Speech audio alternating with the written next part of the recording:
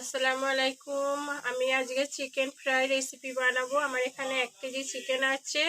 এখানে মশলার মধ্যে আছে 1 টেবিল স্পুন কাশ্মীরি লঙ্কা, হলুদ, জিরে, আদা রসুনের পেস্ট, মেথি পাতা, এখানে চিকেন মশলা 2 চামচ, গরম মশলা কিছুটা, আমি রং ফুড কালার নিয়েছি।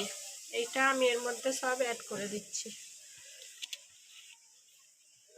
এখানে আমি একটা কোয়াট লেবু নিয়েছি, একটা কোয়াট লেবুর রস নিয়েছি, গোটা লেবুর রস। এটা পরিমাণ মতো লবণ,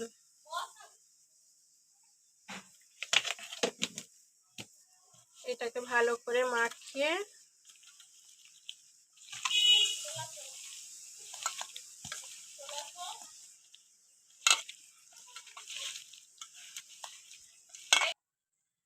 আমার মাখানো হয়ে গিয়েছে। আমি এটা 1 ঘন্টার জন্য রেস্টে রেখে দেবো। 1 ঘন্টার পরে আমি ফিরে এসেছি। আমার তেলটাও গরম হয়ে গিয়েছে। আমি একটা একটা করে তেলের মধ্যে ছেড়ে দিচ্ছি।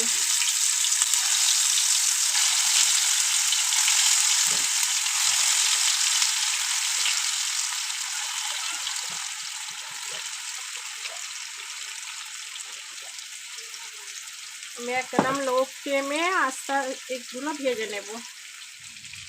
এভাবে কালার এসে গেলে একটা একটা করে উল্টে দিতে হবে।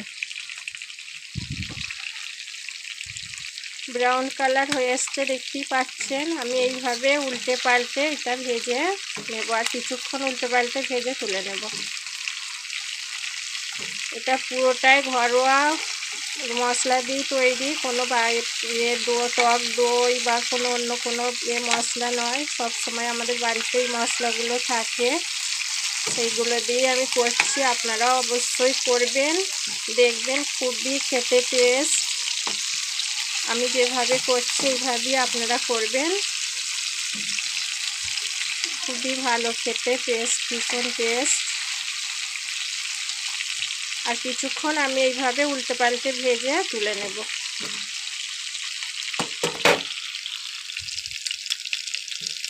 আমার এগুলো ফ্রাই করা হয়ে গেছে, আমি এবারে তুলে নেব।